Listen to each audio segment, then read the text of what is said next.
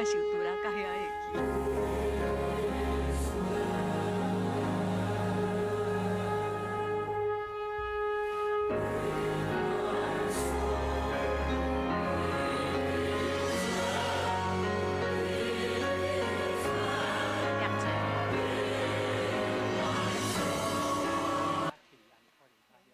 过来嘿，中午在一起。啊，会使嘿。哎，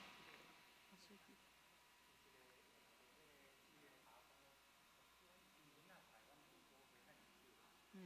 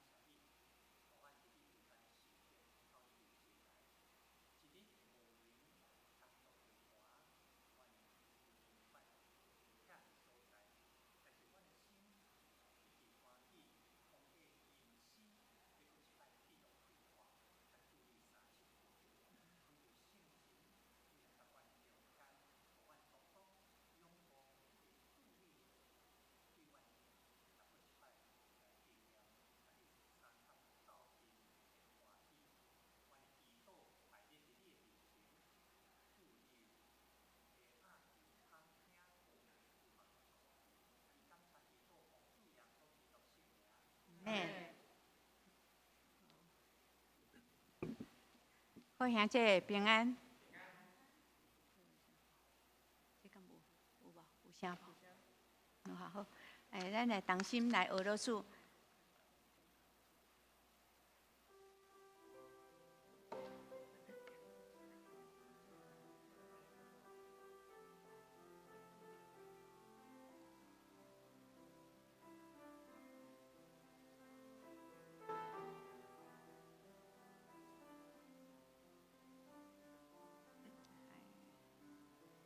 我的心里着落耶和华，唔通忘记的有位，伊赦免你一切有为罪过，伊治你拢总会比听。我的心里着落耶和华，唔通忘。下地来自比天里面流，为受苦的人生活。地里对有遐你的关，伊的慈爱有遐你的深，当你在有我的远。我的罪过也离我远，也予我有怜悯的听，搁有丰盛无尽的恩典，对永远的高永远，我要学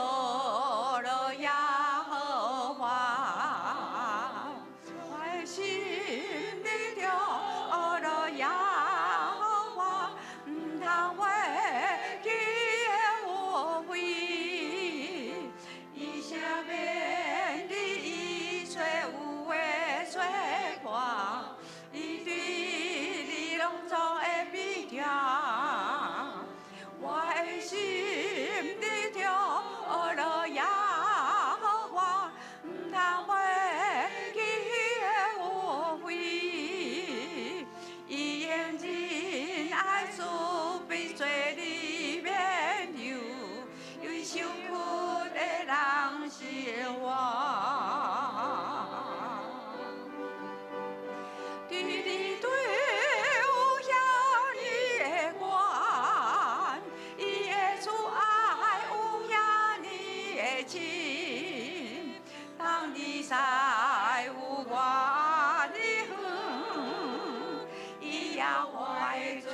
呀哩哇哇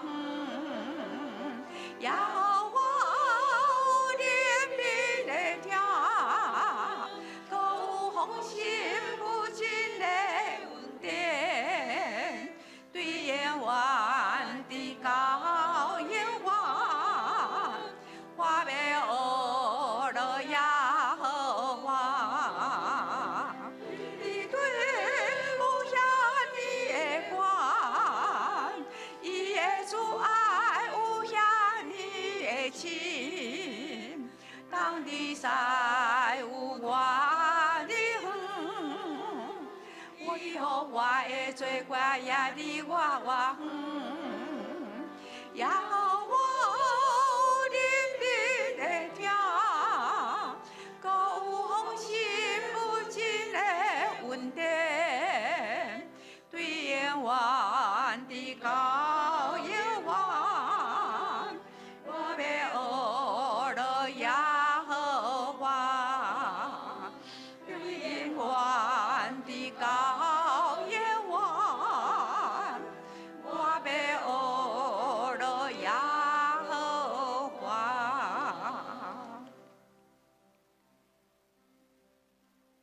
我的心切切羡慕你，主，伫大水无水的所在，你是阮的一切。阮的心完全属于你，毋望永远甲你相隔离。我心切切羡慕你，大所无水也深的心。你是我依吹，我心完全属于你，永远甲你相亲。我要切切追求你，大所无水也深的心。你是我依吹，我心单单笑念你，心愿甲你面对面，我要永永活活你，我要永永远远羡慕你，你是我依吹，我心单单笑念你，心愿甲你面对面，我心切切羡慕你，大所无水也深的心。你是我依吹，我心完全属于你，毋通永远甲你相亲。我要切切追求你，大所无水也深的心。你是我依吹，我心单单笑念你，情愿甲你面对面，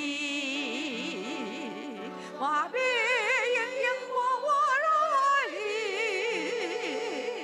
我要永永远远羡慕你，你是我依吹，我心单单笑念你，情愿甲你面对面，我要永永远远爱你，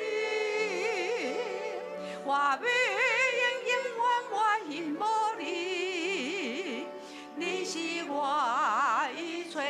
我心单单笑念你，情愿甲你面对面，你是听个水，我心单单笑念你，情愿甲你面对面。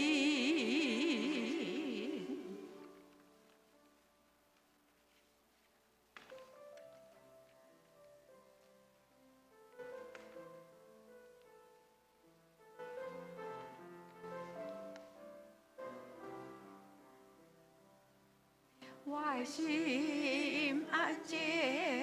伫你面前，我的聆听候，听你的声。我的心安静，伫你面前，我的心聆听候，听你的声。我的梦想，我心所中，放落家己，予你带。你是世世的上帝，你是永远的照伴，有你引带，我拢总免忧。你的手紧紧甲我，你环抱放手我，用我一生，予你指引你走。我的心安静，伫你面前，我的聆听候，听你的声。我的心安静，伫你面前，我的聆听候，听你的声。我的梦想，我心所中，放落家己，予你带。你是世世的上帝，你是永远的照伴，有你引带，我拢总免忧。你是世世的上帝，你的手无放我，用一生，予你指引你走。你是世世带我的，你是永远的照伴，有你引带，我拢总免忧。你的手轻轻甲我，你我无放手我，用我一生，予你指引你走。用我一生，予你指引你走。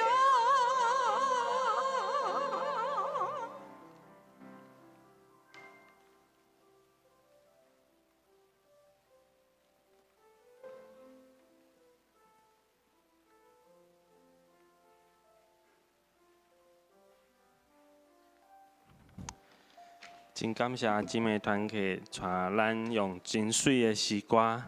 来敬拜俄罗主。咱三甲额头来祈祷。主，你是信实的上帝，求你即时帮助阮的心安静伫你的面前，帮助阮的心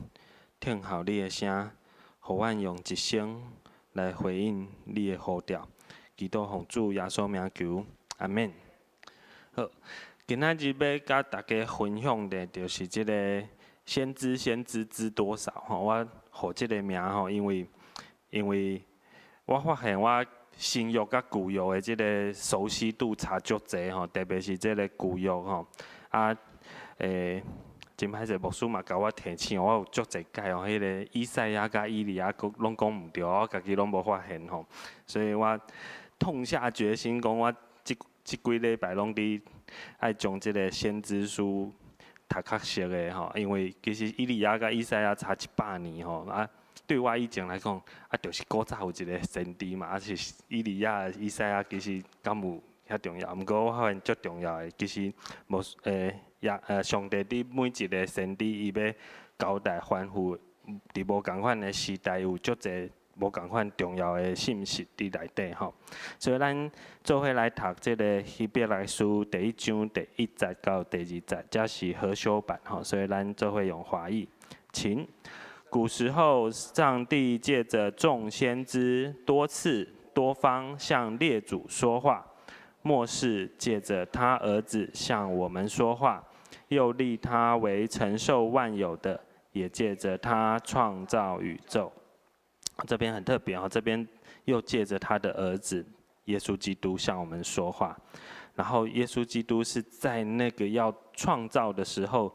就为着他而创造宇宙。又为了利他承受万有，吼，这个很特别的一个神学的经验，就是那种已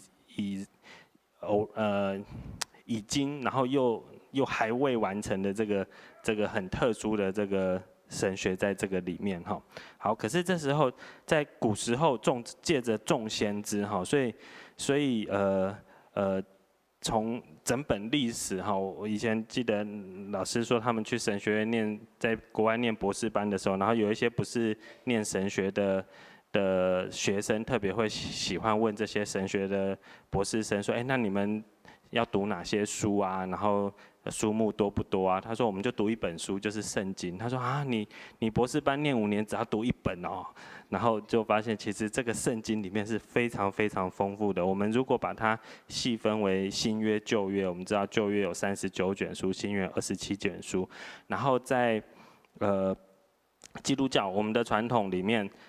我们分成5大部分嘛，哈，有律法书、历史书、智慧文学，然后大先知书、小先知书。然后我们都知道，大先知书跟小先知书是利用他们的篇幅的长短来分，不是按照说这个先知比较大、比较较高安尼吼，不是。好，所以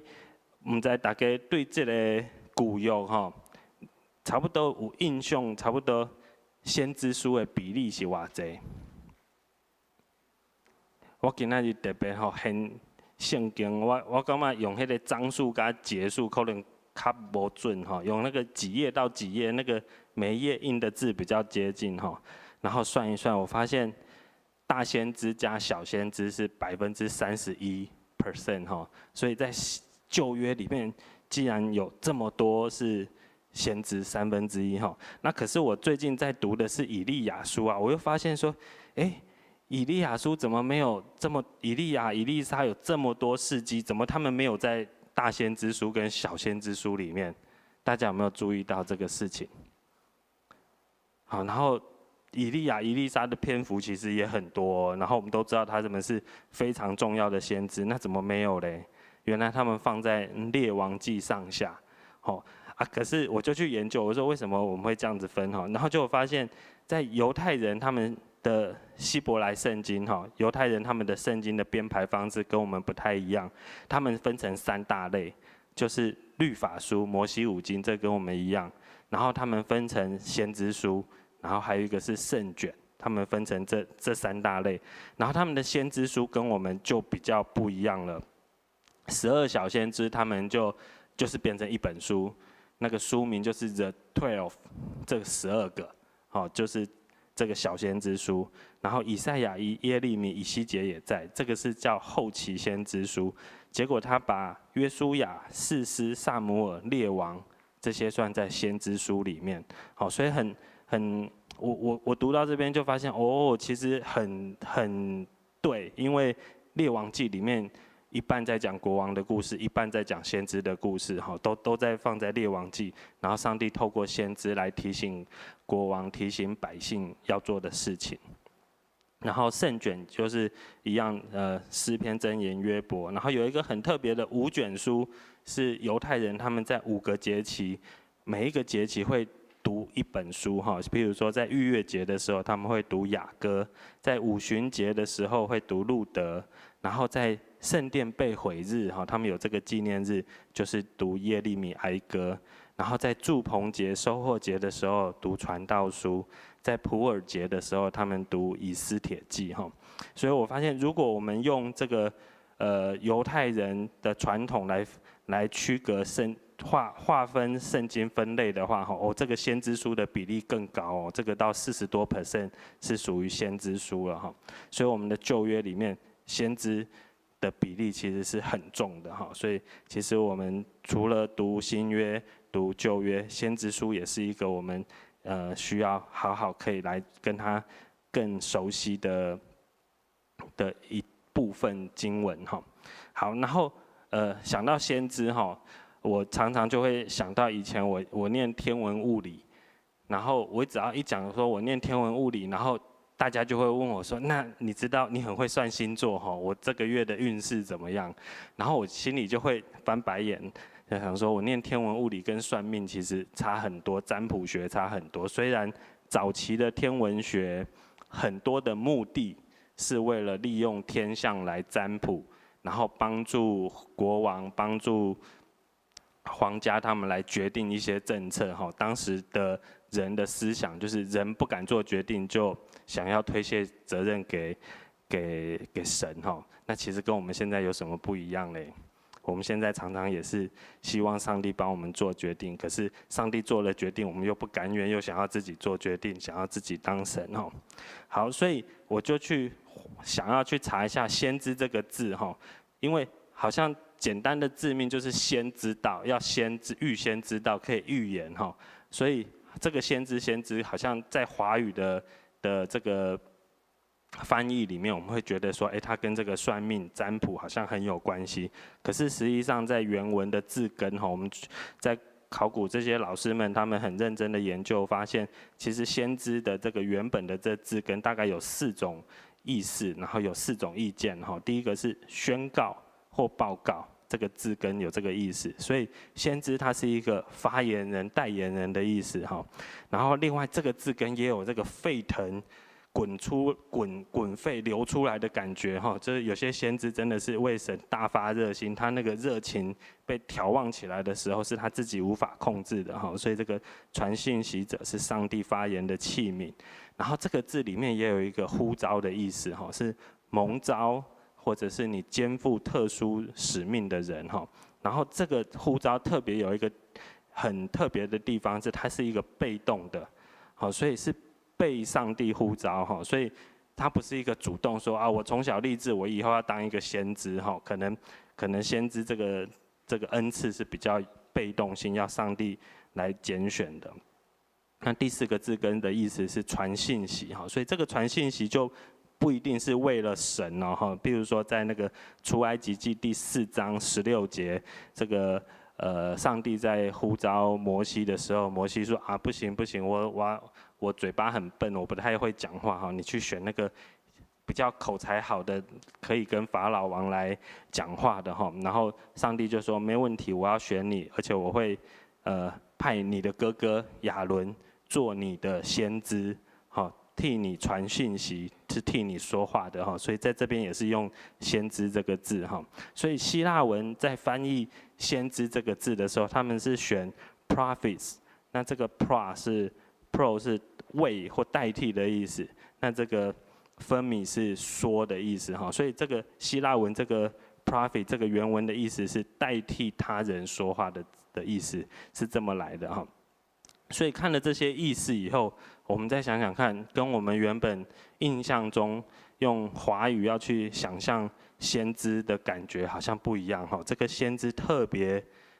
是要在我觉得先说或者是代说，还比较接近先知的原本的这个意思哈。好，那我们接着再来看看哈。那刚刚说历史上有这么多先知，那不知道大家有没有印象最早的先知是谁？好，在犹大书的14、15节这边有说，亚当的7世孙以诺曾预言这些人说：看哪，主带着他的千万圣者来临，要审判众人，证实一切不敬虔的人所妄行一切不敬虔的事，又证实不敬虔的罪人所说顶撞他的刚愎的话。好，所以这边在犹大书很清楚的提到说，亚当的第7代的孙子以诺哈，他曾经预言，所以这边有一点感觉说，以诺在当个时代可能也是有这样子被上帝的拣选，然后呼召他去对众人说一些提醒的话哈。然后又到了希伯来书11章第7节，这边也说过，因着信，挪亚蒙上帝指示他未见的事，动了敬畏的心，造了方舟，使他全家得救。借此他定了那世代的罪，自己也承受了那从信而来的义。所以挪亚他曾经感受到上帝指示他未曾看见的事情。当然，如果是自己感受的，那不算，因为你还要去跟别人讲。那自己感受的话，我们从圣经亚当夏娃开始一直都是。可是有要去跟别人讲的话，那就已经比较符合先知的定义。所以挪亚那时候有去跟大家说要悔改，要悔改，然后上帝要，不然上帝会惩罚我们哈。所以挪亚也是，如果用先知的定义来算的话，他也是很早期的一个算是先知哈。然后再看到创世纪，亚伯拉罕有一次就是撒拉太漂亮了，所以他们在旷野流浪的时候碰到不同的国王，然后他都会担心，对自己没有信心。我们说亚伯拉罕信心之父，在成长的过程中，其实他也有信心，还没有成长完成熟的时候，有软弱的时候哈。这个2次之一的，就是跟这个亚比米勒说啊，那个是我妹妹而已，她不是我太太。他为了怕这个王会想要占有他的太太而杀了他，结果这个亚比米勒非利士王他在梦里面，上帝去提醒他说，我知道你做这个事心中是正直的，可是我现在要拦阻你，以免你得罪我哈。那他说，现在你要把这个人的妻子归还给他，就是会归还给亚伯拉罕，因为他是先知哈。所以在这边，这是圣经中应该算最早的记录，直接上帝默示说谁是先知哈，这亚伯拉罕也是可以算是一位先知哈。好，那我们很熟悉的以色列历史里面，大概最伟大的先知是摩西，然后颁布律法书，然后带领百姓出埃及，然后跟法老王提醒说哪边是对，哪边是不对哈。那跟他同时代有刚刚说的这个他的哥哥亚伦，还有他的姐姐米利暗，然后米利暗是这样找起来应该是第一个女先知哈。然后在士师时代也有另外一位底波拉，在士师记4章4节也出现过女先知哈。好，所以还有一个很特别的就是先知是不是一个单一性的哈？其实在撒母耳记，我们发现也有所谓的先知团队哈。我们看撒母耳记19章20节，我们一起来念哈，请。扫罗派一些使者去抓大卫，去的人见到一对先知受感说话，撒母耳站在他们当中领导他们。扫罗派去的使者也受上帝的灵感动说话。好，所以这边有一对先知受到上帝的感动，正在说话，然后撒母耳站在当中是领导他们的哈。所以这边开始我们看到说，这个先知有可能是一群人，他们一起受到上帝的感动，然后当中会有领导，会有比较资深的人在栽培他们，或是教导他们哈。然后我们如果仔细看以利亚、以利沙、以赛亚、耶利米这些先知都有门徒，也可能都有所谓的先知学校哈。所以刚刚回到这个定义哈，就是第3点说这个呼召是有一个被动性哈。可是我们看到以前有先知学校，然后现在好像也有些人非常的渴慕，想要拥有先知的恩赐。我不知道这个在上帝要给的时候就会给哈。对，好，然后所以回到这个另外我们刚刚说大先知、小先知有5卷大先知、12卷小先知，所以12加5等于17，所以有几位先知？16，因为有一个耶利米，还有耶利米哀歌，好，所以这2个算一个，所以在有记名的这边是16，好，然后可是无记名的哈，就是有另外一种非写作型的先知，就是没有一卷书是用这个先知的名字来命名的著作哈，我们就统称非写作型的先知，这种就很多，像以利亚、以利沙，然后这个圣经我们去找新旧约里面都还有很多提到圣经，提到先知，然后他也有传述过上帝很重要的信息，可是他没有成一卷书特别被记录下来哈，所以这种我们就统称为非写作型的先知哈。好，所以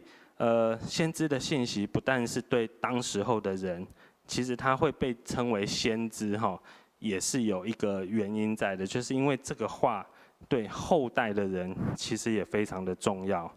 对以前2000年前、3000年前、4000年前，一直到对我们今天，其实先知书还是有它的很重要的信息，同样的在对我们现在的人说话哈。那大概主要的内容有3大部分，第一个是描述超越而且公义的上帝哈，然后提醒众百姓或当代的人不遵守上帝的诫命的话，就会有审判。那以色列人是如此，也有对外邦人宣判，也有对我们现在也是一样的感受哈。然后第二个部分是，常常先知书里面有很多是在强调上帝不爱的慈变，上帝不变的慈爱，他希望我们悔改，重新跟他建立关系，要离弃偶像，归向上帝。上帝他永远会怜悯我们，这也是很多先知书里面共同有的一个讯息。另外还有一个很重要的，就是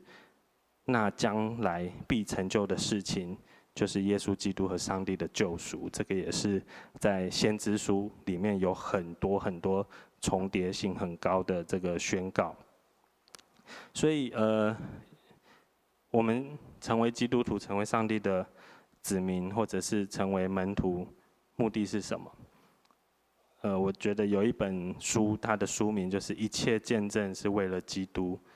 我觉得在这个混乱的时代，全部的善恶是非都混在一起，还只剩先知可以用上帝的眼光在看这个时代，清楚的看到他应该要看到的东西。到今天，我们可能常常也会有这样子先知般的心路历程哈。有时候我们要持守真理的时候，我们发现我们周围、我们的家人、我们的公司、我们的朋友，他们不见得用一样的价值观在看这些事情，我们的心会很累。我们在这种天人交战的时候，我们就会有这样子的心路历程。当然，有时候我们会觉得我们看不清楚，甚至有时候我们是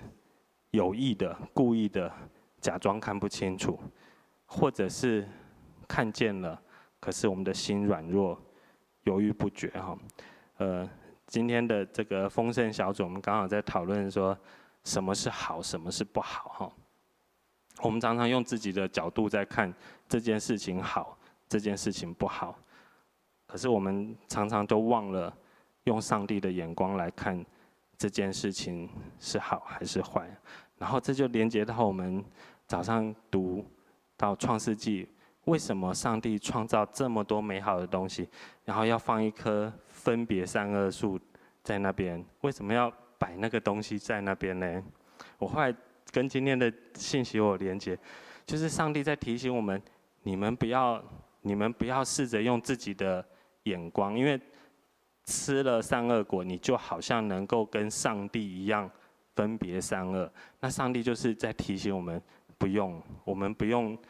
用伤脑筋，我们不用担心什么是好，什么是不好，我们就跟着上帝的眼光去看什么是好，什么是不好，那就够了。我觉得这个突然把这个连接，我觉得很美哦。上帝时时刻刻从那么早开始就在提醒我们说：孩子，你们不要那么累，不要为这么多东西挂心，你们就用我的眼光来看世界，你们就会活得很美好哈。好，所以我们接下来我们用一点时间，我们来为自己祷告。在这个混乱的时代，我们真的常常有好多的身份，有好多的角色在转换。然后我们常常在想说，这个是什么是好，什么是对孩子好，什么是对爸爸妈妈好，什么是对教会好，什么是对朋友好。可是其实这些好都是从我们自己的眼光，从我们自己的角度去好，所以造成很多的误会，造成很多的挣扎。主求你把我们的这些以自己为中心的眼光全部挪去，让我们的眼中都是放着上帝你的眼光，我们来分辨到底在神你的眼光中什么是好，什么是善，什么是美。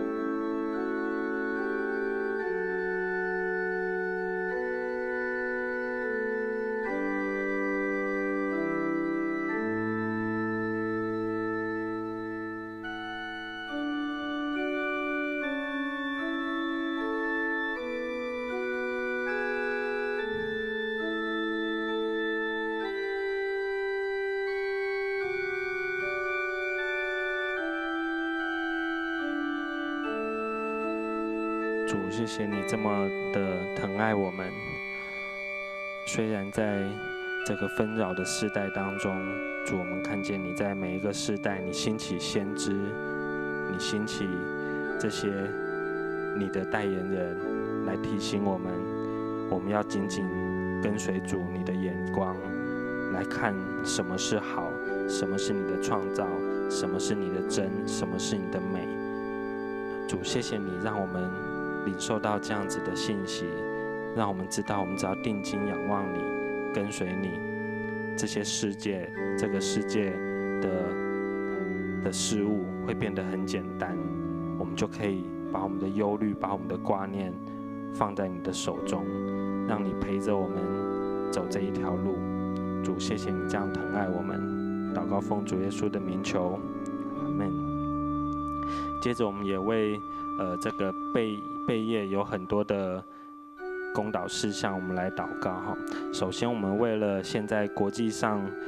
局势很诡谲多变，求上帝他眷顾带领，特别台湾的前途、国家的安全、人民的幸福，求主赐下智慧能力给我们的掌权执政者，行公义、好怜悯，心中存着谦卑，跟神行在专理里面。我们一起来为我们的国家、为我们的世界来祷告。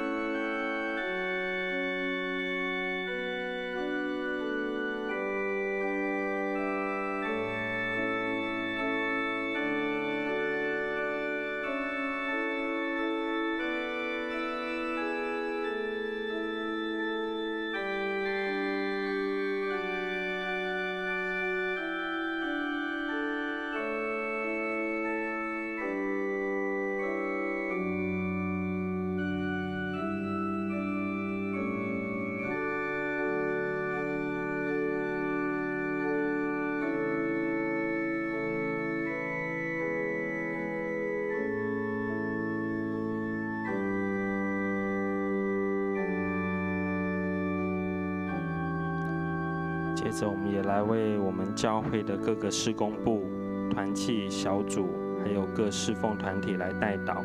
让我们都能够各按其职，按着各个部门的功能彼此帮助，真的在主的爱里面合一建造基督的身体，建造我们的教会。我们看到还有两个爱家跟不良，他们在礼拜六、礼拜天也会选举会长跟团长。那也谢谢主的带领，让各个团契也都很顺利的选出我们明年度的同工。求主让我们在